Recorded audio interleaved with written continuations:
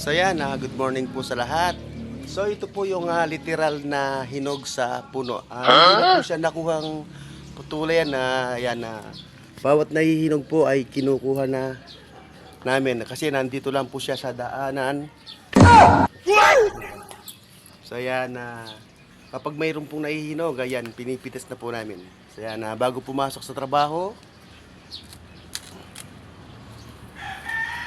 So yan. Pagkatapos po natin siyang kumain, pagkatapos nating kumain, pumitas po tayo dito sa ating saging na nandito lang po siya dito sa ating daanan. Sarap. Yummy, yummy, yummy, yummy meal time. Yummy, yummy, yummy, yummy meal time. Halos naubos na po yung unang piling niya dito. Tapos yung pangalawa, nahinog na po. Tapos yung pangalawa, nahinog na rin po siya, naubos na rin siya. Tapos yan, pababa po siya ng pababa dahil po yung unang lumaki ay nahinog na po siya, kaya yan. Nakuha na po, ito po yung pinagtanggalan.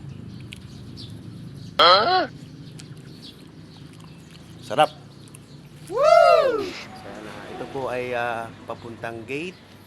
So yan, hindi na po namin siya tinanggal dahil mababa naman siya at naaabot naman. Kada may nahihinog at pagdaan namin dito ng umaga ay kumukuha na lang kami. Yan.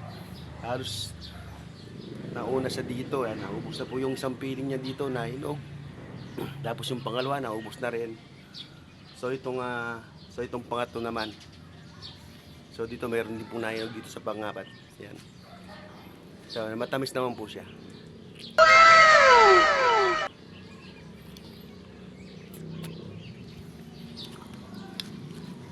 So, ayan po siya. Medyo nasa hanggang hanggang baba lang. So, yan, halos naubos na po yung unang piling niya. Yan.